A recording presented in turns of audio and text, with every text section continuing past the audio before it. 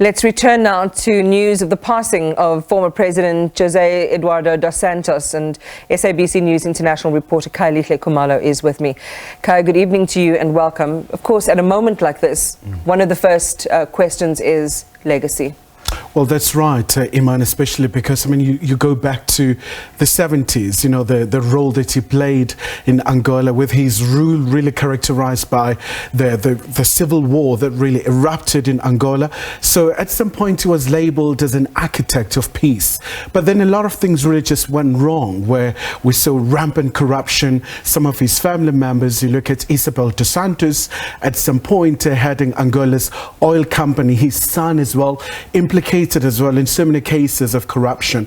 So this is a man really with a mixed bag of reaction, what we've been gauging from Angola. I mean, dying away from home as well, especially from a country that is seen as an oil producing country, but you know, with a very uneven distribution of wealth.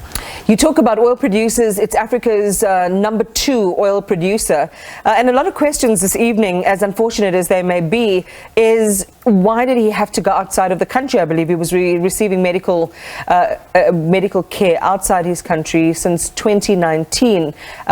You know, the picture of Africa, the wealth that is inherent in the country, not necessarily translating into the infrastructure.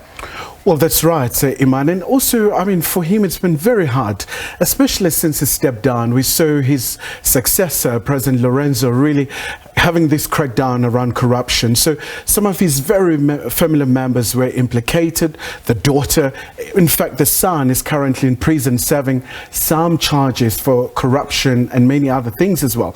So he has been frequenting Barcelona for some time. So it was quite inevitable that this would be his best choice in terms of receiving medical care.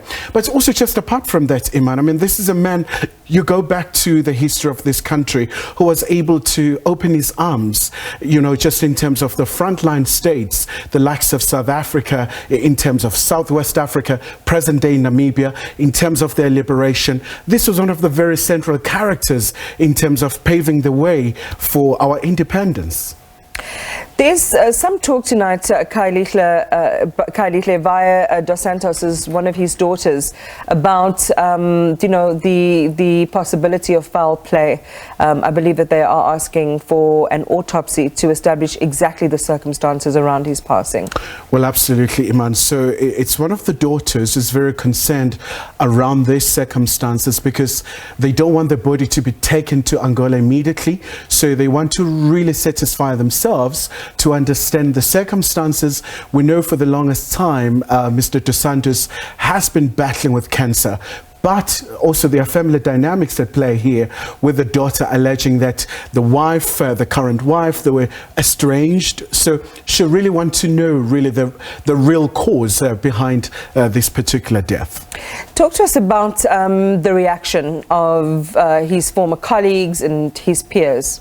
So it's quite interesting, Iman. I mean, you do have South Africa's President Cyril Ramaphosa saying that this was a gallant freedom fighter, talking about the role that he played in the struggle, talking about the fact that, you know, this was a leader of MPLA, you know, a party that at some point was pitted against the apartheid South Africa, how they waged the war in the 80s, and really seeing quite a number of things. But also you do have a Namibian president, Hage Geingob, as well, saying a giant tree has fallen. So United Nations Secretary General Antonio Guterres as well paying tribute and saying, you know, this was a man who was very instrumental in terms of supporting multilateral bodies, really just enabling Angola as a very central player in terms of brokering so many peace deals.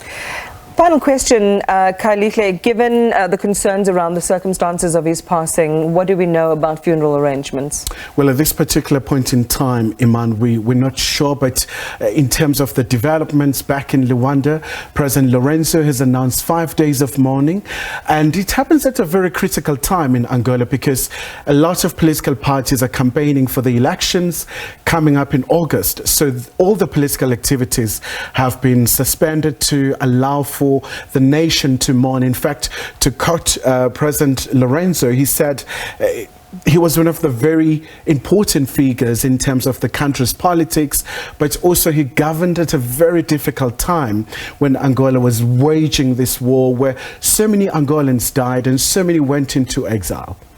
Thank you so much for that, and just giving us some more detail, the life, the times, and the legacy of President Eduardo Dos Santos, José Eduardo Dos Santos. Thank you very much, Khayelihle Khumalo.